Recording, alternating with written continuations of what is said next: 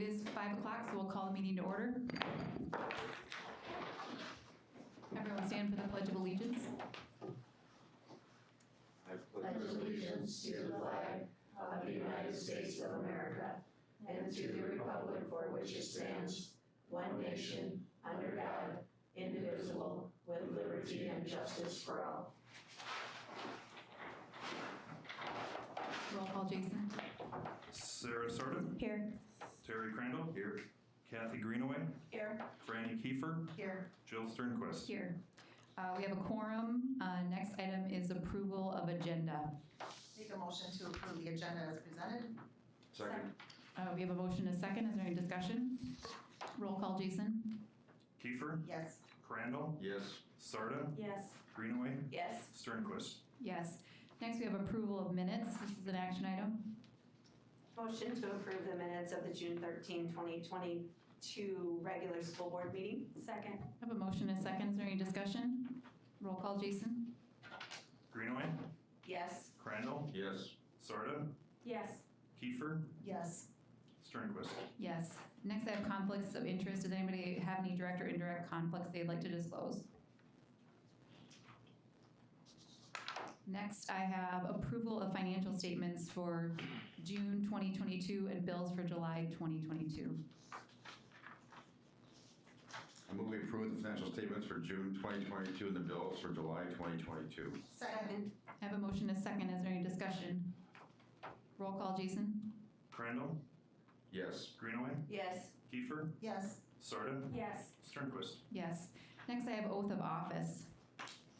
All right, if Terry and Sarah would like to join me in the middle here.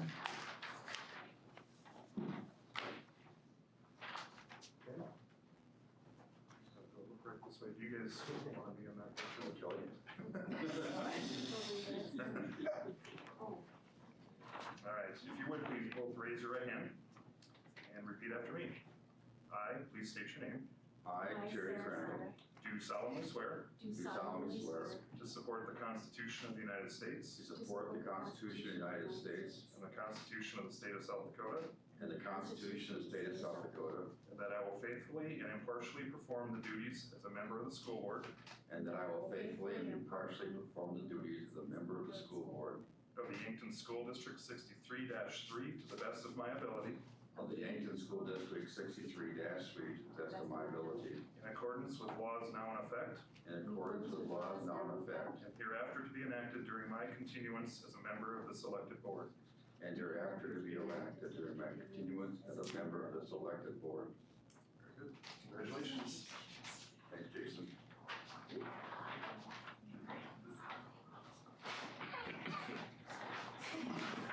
Okay, and Terry and Sarah were both presented certificates of election at the May school board meeting after the election was finalized, so that's complete. Perfect, thank you. Next, we will adjourn the 2021-2022 board meeting for our annual board reorganization. So move to adjourn. I have a motion, a second. Is there any discussion? Second. Roll call. Greenaway, Yes. Crandall, Yes. Sarda, Yes. Kiefer, Yes. and Sternquist. Yes. Okay, you want to pass the gavel down? If I could just say, make a point of personal privilege here, I want to thank Dr. Sternquist for a year as president of the school board. It's been a tough year, and you did your handle yourself with dignity and professionalism, and I really appreciate that, so thank you very much.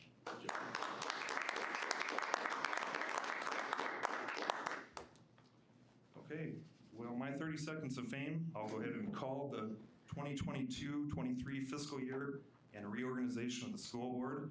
Call this meeting to order. Our first order of business is to nominate or accept nominations for president of the school board. With that, I'll open the floor. I move we nominate Franny Kiefer as president of the school board for the 22-23 term. Second. Okay, we have a motion and a second to nominate Franny Kiefer. Are there any other nominations? Hearing none, I will move for a unanimous ballot and call the roll. Crandall. Yes. Sarda. Yes. Greenaway. Yes. Kiefer. Abstain. Sternquist. Yes. Congratulations. Idiot. Sure you want to? I'm not letting you go. Notice how fast I'm. I know.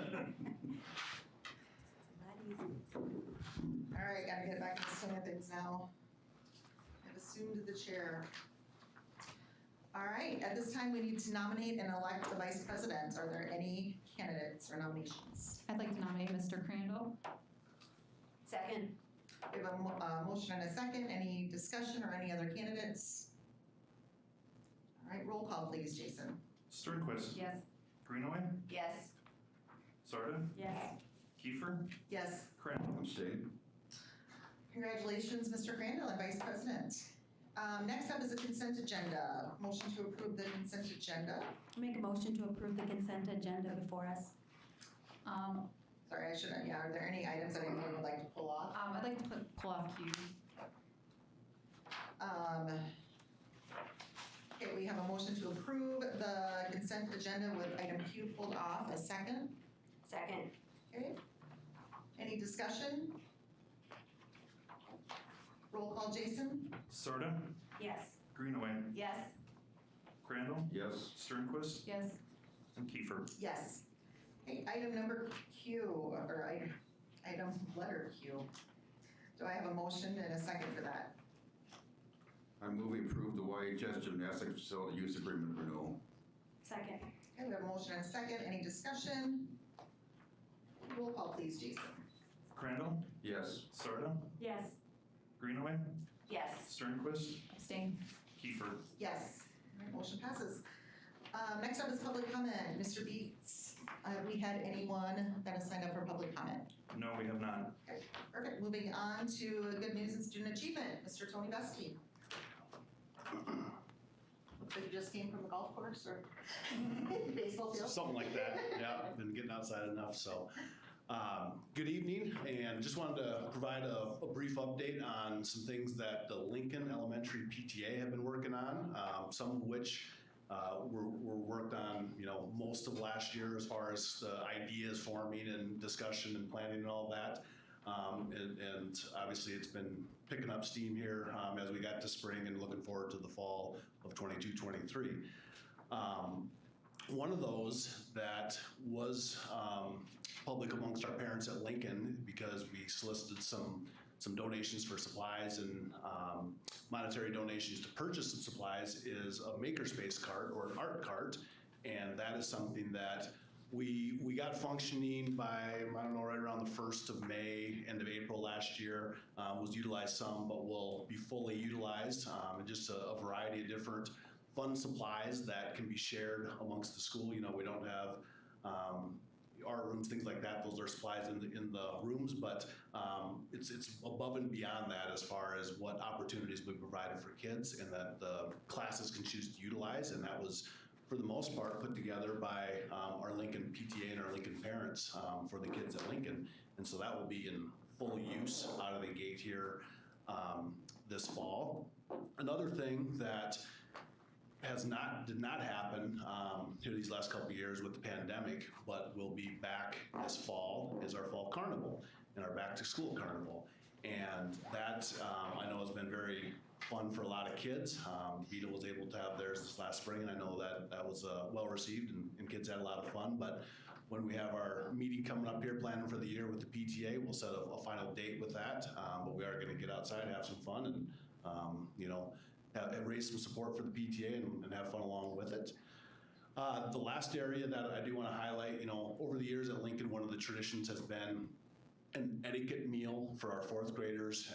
At times it's been the Valentine's Day tea. Of recent, it was a Super Bowl themed, how to handle yourself, so to speak, at a larger gathering with food to share and things along those lines. Which we're going to continue to do that for our 4th graders, but the PTA had the idea of, how can we expand and maybe do something fun for each grade level, kind of like a one thing a month type thing. I know we have a few more months than that over the course of the year, but how can we find ways to spread that into the other grade levels? So in the spring, I tasked our grade level teachers with thinking up ideas about how they could maybe incorporate something that's educational yet fun into their their school year. And so when we come back here in August, we're going to solidify some of those plans and move forward with expanding some of those monthly grade level things so we can have all 6 of our grade levels do something fun and have something to look forward to. So a lot going on actually, as far as the PTA and some change and things like that, but I think all of it will be good in the end for the students at Lincoln. Any questions on any of that? The other thing that I didn't put on that I do need to mention, I didn't know what the weather was going to do when I turned in the stuff to Kelly Casey as far as coming here. Last Thursday, we were able to get together for a Lincoln faculty beanbag tournament hosted at Mrs. Denherter's house. And so they did put the label first annual on it, and we had a very, very well attended gathering. You know, it's summer, so obviously not everybody could be there, but had also some new staff members. Most of the incoming staff members that are coming in were able to be there as well and meet people and see some faces. And it's rained on us a little bit, but we persevered, and Mrs. Valnes and Mr. Bachman have trophies to display as Lincoln Beanbag champions. So anyway, that was a lot of fun. Thank you. Sure there weren't any competitive spirits at all involved there, so no. That's great to see the collaboration of the parents and teachers going on at Lincoln, so thanks for that update. Next up, we have a curriculum and technology, the Promethean Panels presentation by Ms. Valnes and Ms. Davidson. Bring the screen down. Yep.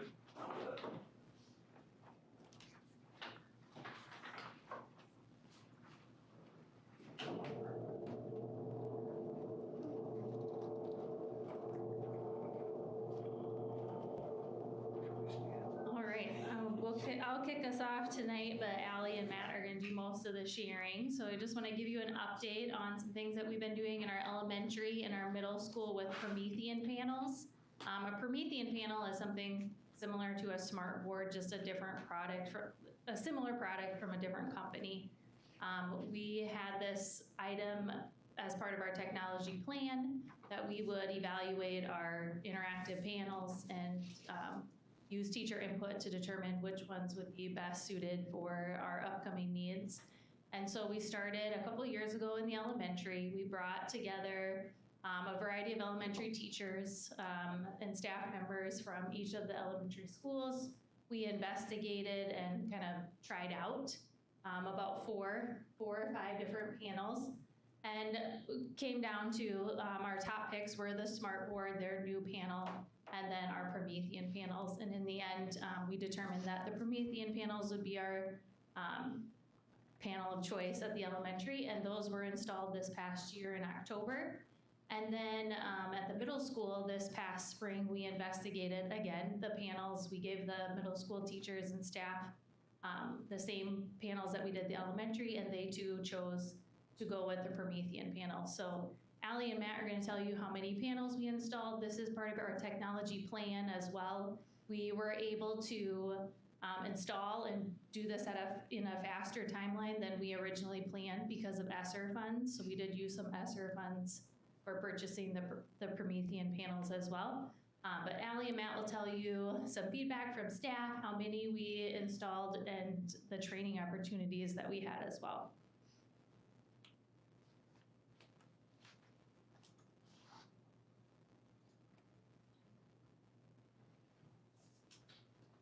I guess I'm jumping up here first. Nicole pretty much summarized everything except that the panels for the elementary for the last year were supposed to come in August, but because of supply chain issues and everything like that, they ended up coming in October. And so it was kind of an early Christmas present for the teachers. And we ended up, the original plan was to have our summers IT kids, help put the panels in, things like that. Well, that all fell apart, but they were able to pull the old stuff down. And this year at the middle school, they've already pulled the all down. All the new ones are already in at the middle school as well. So we were able to skip ahead and go right to where it should be, where the elementary teachers had to wait a little bit for that. So with the panels being, installed in October, we did a little pre-training just so teachers felt comfortable because they came in one morning and then their panel was in their room. On your screen, you can see a quote from an elementary teacher after using the panel from October to May, and that just being a really helpful, useful tool in the classroom.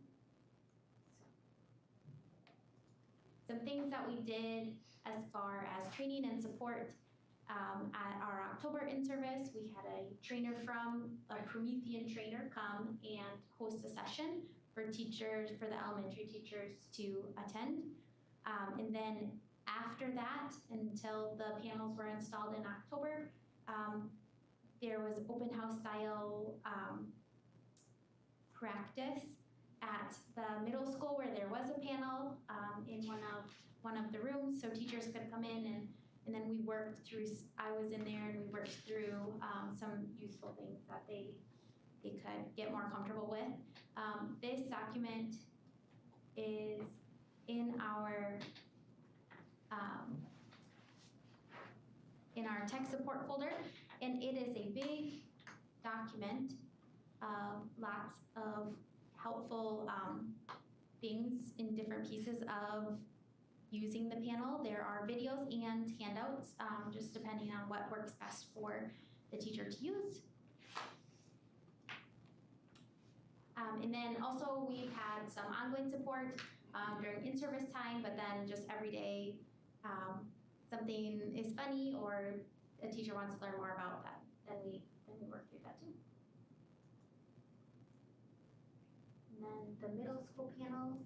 So I'll jump back in here. One thing Allie didn't tell you is that this last year was her first year here working with us, but in the previous district, she came from a district that was already using Promethean Panels, so she got right in, and all of those handouts and how-tos and all that kind of stuff, I mean, that comes from her real-world experience using that. So the teachers really leaned on her heavily for that, and done a really good job. So I don't you get told that. Good job.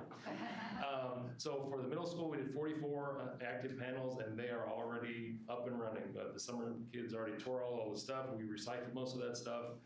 Even the cardboard is thrown away. It's all ready to go.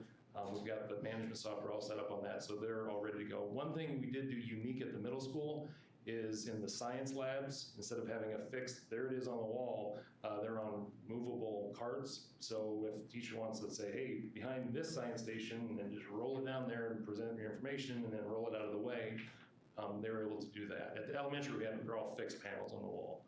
But at the middle school and the science labs, they can kind of move them around as needed for that. And they're all wireless, so they can get on the internet from any place in the room. And then on the screen too, you can see some feedback after the middle school teachers tested the panels out and then ultimately chose the Promethean panel. So they're excited about getting to use them. There are some teachers who've used Promethean panels in previous districts, so we've got some people ready to get going with them again. So that's pretty exciting. And then we will have future training sessions with a Promethean trainer. We'll come and work with our middle school teachers, and then all of the things that we worked on with elementary teachers, just that ongoing support and having that available.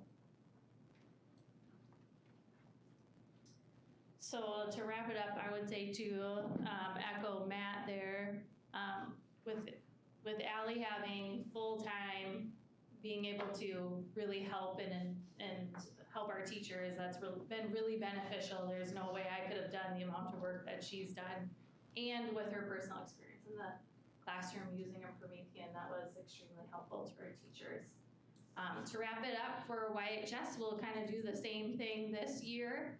So this fall, we plan to go into the high school and test out different wards with the high school teachers, look at their needs, gather their feedback, and then present a plan to the admin team in alignment with our tech plan of what we would like to do for interactive panels at the high school. Any questions? I know the old smart boards were there when I was still in high school, so that's over 10 years ago. How old were they? Some of the panels were close to 20 years old. And is that about the life expectancy of those things? I think the life expectancy is around 15 years on the new ones we put in.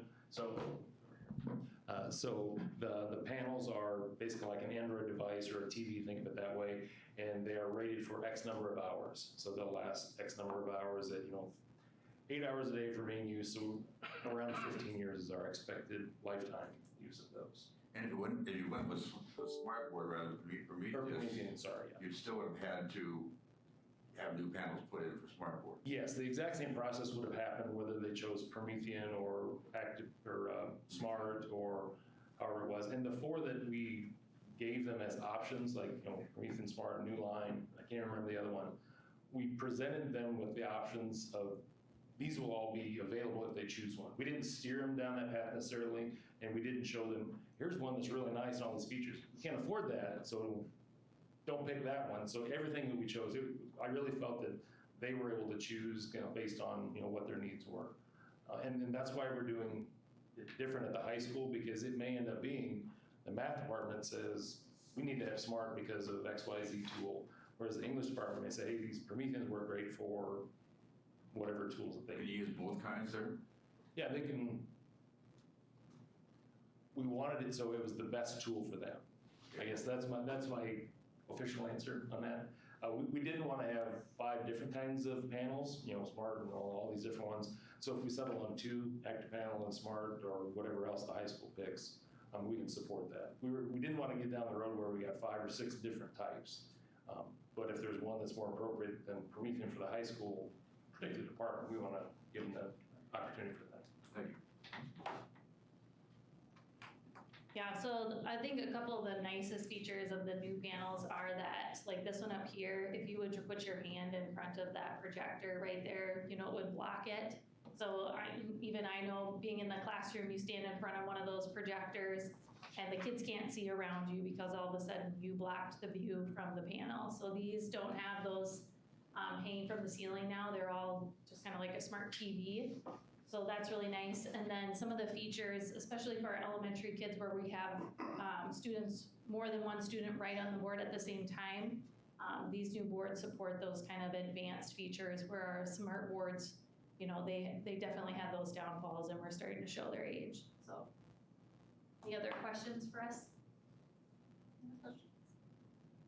All right, thank you all very much. This Thank is you. a great project, and I think it's a true testament. I know the technology integrationist is a new position this last year, and obviously has really benefited our teachers, staff, and our students. So thank you for the update. Next up, we're going to discuss the use of the soccer facility agreement. Jason, would you like to just give a little brief overview? I know all the board has had a chance to look at this, but Yes, I'd be happy to. So the agreement that is brought to the school board tonight follows conversation and some collaboration between the school district and the Yankton Youth Soccer Board. As you know, we've had a use agreement with the Lewis and Clark Soccer Complex in the past primarily for practices. There was a time before Crane was turfed that we played soccer matches out there for high school season. And there's some challenges with that because there's no fence and it's so difficult to collect the gate revenue and all that, but great facility, and now it's going to be even better, as we all know, with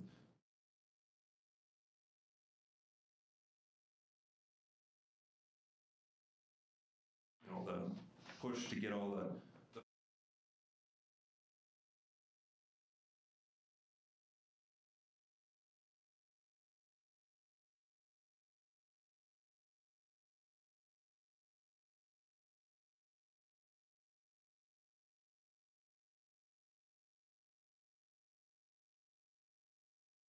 that should the need arise, we could play games out there. However, that's not in the plan in the short term. We'll continue to play our varsity matches at Crane Youngworth and our JV at the middle school. But if that ever does come to fruition, we all know and understand Crane Youngworth has got a lot of scheduling pressure on it because of all the use between us and our sub-varsity and our in Mount Marty now having a football program, men's, women's soccer. During the school term, especially in the fall, that place is busy, as we all know. So this is a great thing for the school district and for YYSA. Eventually, when that championship field is built out, then we could see a time potentially where we maybe do consider moving back out there and having, but ideally having, from a soccer parent perspective, having the JV and the varsity matches at the same location is ideal from a referee standpoint, from a coaching standpoint, from a team travel, all of those reasons. It's really nice to have one location.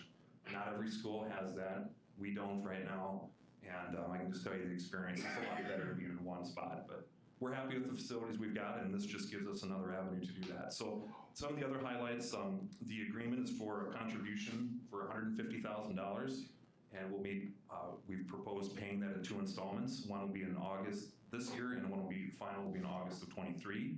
And then the other highlights I would consider, we have Ryan Moore is designated to work with the scheduling of games if we ever need that. And then our 2 varsity coaches will work out the practice schedule with YYSA's designated representative. Other than that, the use agreements, the maintenance of the fields, all of the stuff that goes into running a complex is exactly the same as it was prior to this. So Sandra is in attendance. She declined to speak unless you'd like to hear from her. Otherwise, we are recommending adoption of this use agreement and very excited to partner with YYSA. Thank you. Any questions for Jason or Sandra? Okay, hearing none, I would entertain a motion. I move we approve the soccer facilities agreement. Second. We have a motion and a second. Any discussion? Roll call, please, Jason. Crandall, Yes. Sternquist, Yes. Greenaway, Yes. Sarda, Yes. Kiefer. Yes. I just want to thank the Yankton Youth Soccer Association for all the work they've done. This is a great project for the community, but it's also a great collaboration and partnership with the Yankton School District. It's geared toward youth sports, but our varsity and junior varsity athletes will get a lot of use out of it. So thank you for the continued partnership and all that you're doing. Thank you. All right, next up, school board communication policy. We discussed this at the last meeting, and we have our school district attorney, Mike Marlowe, here to look through a first reading of a draft policy.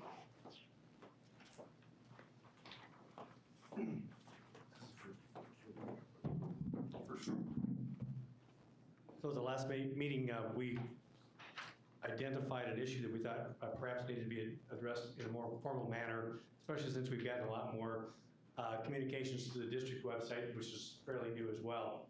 So at your direction, I drafted I think a real simple, straightforward electronic communications policy that applies only to communications that are received through your website address. And that's one of the things that I talked to several board members individually, at least some board members individually, about making sure that that was, didn't, infringe on your ability to speak with other folks that might approach you or send you communications in other ways.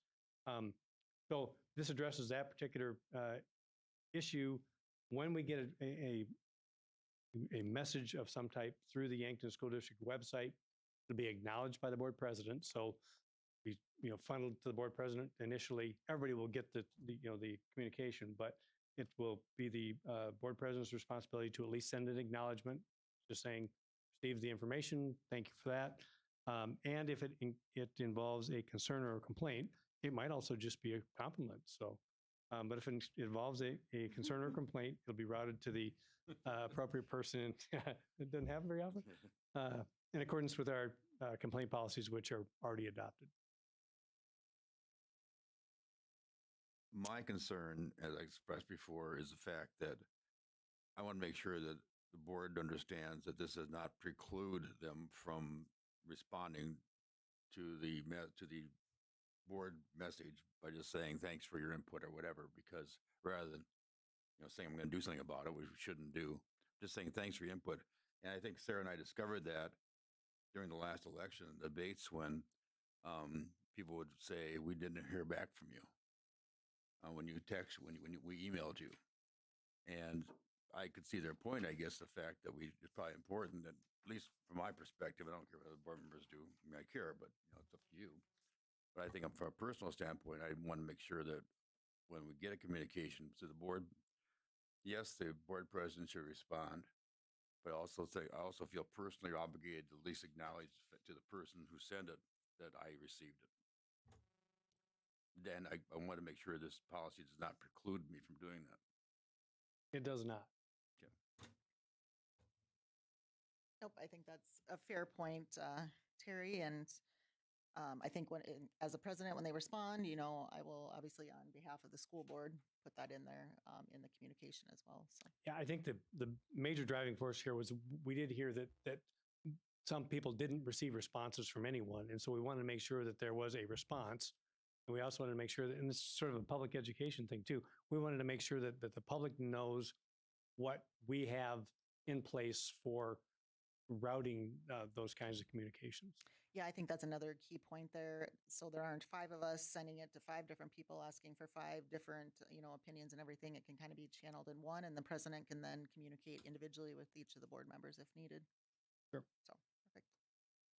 Any questions or discussion on this item? Okay, perfect. This is a first reading. We will look at approving it at the next meeting. Thank you, Mike, for being here. Welcome. Thank you. Next up is we're going to conduct the 2022-2023 school district budget hearing. Jason, I'll turn it over to you. Okay, this is the time we set aside annually to have a hearing from the public. If there are any things to be addressed regarding the proposed budget. The preliminary budget was presented to the board in May. This preliminary budget was then published in the legal newspaper on Saturday, July 9th, which is this past weekend. So it's in a very high-level summarized format, but it is meets the obligations, and that's been, I also have the proof of that publication on the school board docs along with those 2 summaries. So this is the time to have a hearing, and we'll do that, and then we'll recommend an action coming after the hearing to set the adoption date for September 12th of 2022. And we want to wait till September as a recommendation to the board because we want to make sure that the enrollment is accurate, once we start school. And then we'll have more follow-up, a little more time here. We've got some ideas and some things that we want to have a little time to converse with you, and then we'll present that in the final recommendation form for September's approval. So with that being said, I guess we can go ahead and open it up if there's anyone here that wishes to speak to the budget. Anyone? Going Harris. once, Bueller. twice? Bueller? Okay, I would recommend then we close the hearing and go ahead and proceed with setting that adoption date, if you would, please. Okay, I'll entertain a motion to set the adoption date. Motion to set the adoption date for September 12th, 2022. Second. We have a motion and a second. Any discussion? All right, roll call, please, Jason. Okay, Greenaway, Yes. Crandall, Yes. Sarda, Yes. Sternquist, Yes. Kiefer. Yes. All right, next up, we have a progress report from Rob Taylor on the projects that have been going on in our buildings throughout the summer. So everything's right on schedule, right? At least one thing. Good evening. Yeah, so far, let you know, the one thing that is on schedule, the floors of the gyms, they've all been resurfaced and the gyms are back open starting today. So they started using the gym at the high school today. 8 new Daktronic scoreboards have arrived, scheduling when to get those mounted. 5 at the middle school and the 2 gyms, and 3 going to the auxiliary gym of the new high school, or of the high school. Projects directly related specifically to the high school include the new kitchen vent fan, which was approved recently, and it has arrived. However, it takes a crane to put it up there, so we have been working with Johnson Controls to have a crane scheduled for July 20th for them to get this mounted onto the roof, and they will start working on that early in the morning on July 20th. Carpet installers from Innovative were contacted this week, and they've assured me that by the end of this week, they should be here to start work on the new carpet project in the high school. The concrete retaining wall, which I brought up last month, the sidewalk repair, and the driveway expansion at the house building are all completed. Maintenance unit here has done the gravel landscaping work. I've been told that Brandon Wagner in his agricultural class want to actually do the bushes and the landscaping itself. So they're going to be putting in bushes and plants later. Roof repairs by Guaranteed Roofing has been completed on the front half of the school where we had the leaks and the pillowing around the roof. Did a walkthrough on that and was satisfied with all the work they did there. So that's done. I also spoke with Blackhawk Roofing, who is doing the major roof repair on the rear of the school, 3 sections rear. They are running a little bit behind schedule, as you can anticipate from another large project they're on. They anticipate they will be here by or before July 25th of this month, and they said it will take approximately 2 weeks to complete the majority of the work and have all their equipment out of the way. They may have to do some follow-up work, but it said at that point it would just be a few men or a 4-man team and pickups coming into work, but the majority of the work would be done 2 weeks after they start on the 25th, we hope. The theater floor resurfacing project is due to start tomorrow afternoon or Wednesday morning. Again, scheduling and finishing up other projects. He wasn't sure which day would be here. I spoke to them today, and he's assured me that someone will be here tomorrow or Wednesday to start that project, resurfacing of the floor in the theater. Good news on a completed project is the Beetle Elementary School. Ace Painting has completed the painting in all the restrooms, rooms, and other areas throughout the school that they were contracted to do. We have the replacement playground parts that were warrantied for Beetle. Finally got through to the company again, and they've assured me that it'll ship on August 19th. So the project won't be finished by the start of school, but I've been in contact with Principal Reichen and explained that to her, and we're going to make every effort to get it done as soon as possible after that. The last big project that we have is the boiler at the middle school. The contract has been signed. The boiler was ordered. Downside is there's a 17-week lead if we don't run into any other additional problems just on getting the boiler built. So we anticipate, after speaking with the manufacturers today, that mid-October, the new boiler for the middle school will be here. And we're hoping that we can get some time in during that month to get that work done. Other than that, I don't have any additional projects. How long does it take to install the boiler once it's here? I asked that today. I wasn't given an exact date. They said it shouldn't take long. Again, what shouldn't take long is I don't know.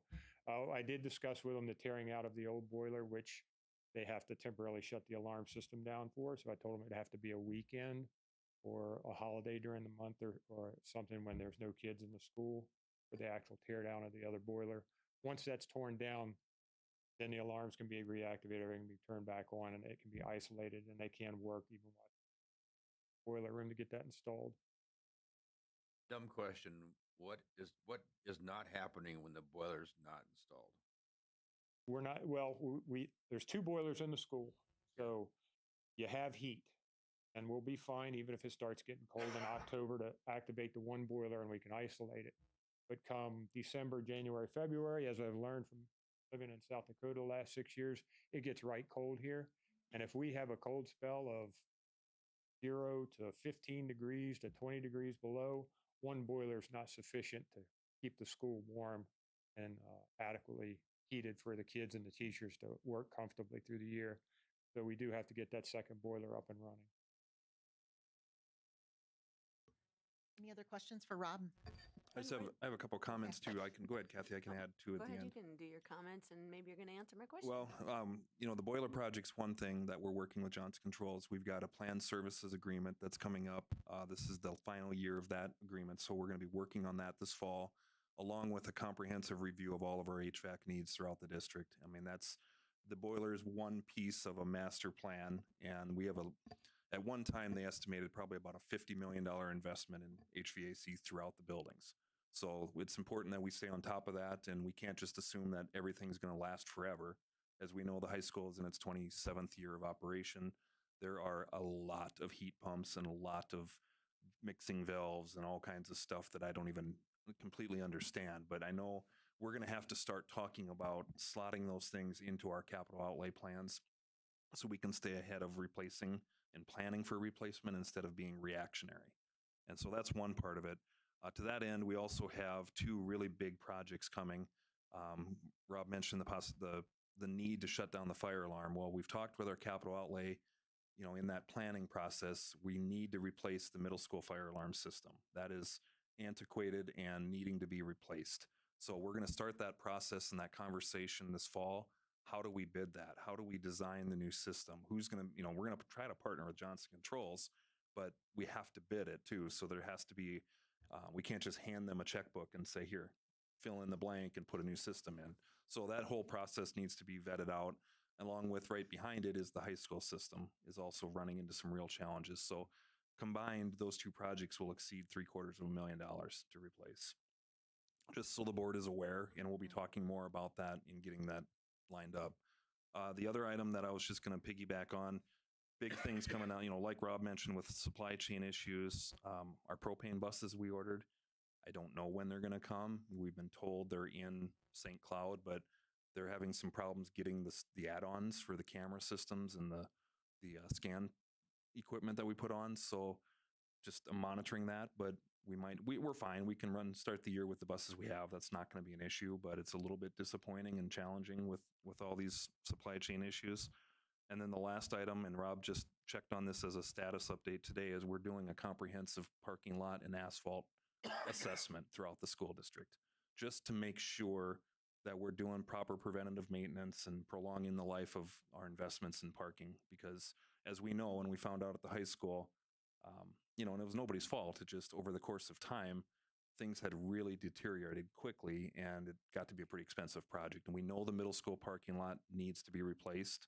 We just now need to get our arms around cost and when that should be slotted into our budget.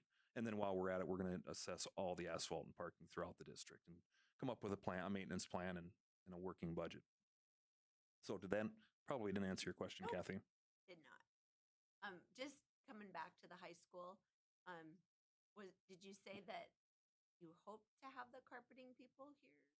By the end of this week, yes. I was told that they would be here by Thursday, and then they said, well, maybe Friday now. So again, I won't say it's due to supply chain issues, but like everyone, they suffer from manpower issues, I was told. So finishing one project before they move on to the next has been an issue for them this summer with not just manpower, but as well as the COVID is still going around and people going out for a week and 2 weeks at a time. So they've had trouble fulfilling their other jobs. So they said they hope to be done the project they're currently working on and be here by the end of this week to start the tear down. When were they supposed to be here, or? Well, I was never given a locked in date, but I was told shortly after the 4th they would be here, and now we're only a little over a week behind, but I haven't seen them yet. So I started calling on Monday I started calling last week on Thursday, and I was told they would be here by the end of this week that we're in currently. How long will the project take? I was told initially it'll only take 10 days if they have the manpower to do it. If. And I don't know how many guys they'll have once they actually get here. Yep. Thank you, Rob. These are unprecedented times managing projects like this, so thanks for all your work on that. Next up, appoint standing committees. For personnel, we are going to have Kathy Greenaway and Sarah Sarda. For finance, Dr. Jill Sternquist. And for building and grounds, because of the projects going on, Terry Crandall and myself will remain on that for this coming year. And with that, I will entertain a motion to adjourn the meeting. Move adjourn. Second? We have a motion and a second. All in favor say aye. Aye. Aye. Meeting is adjourned.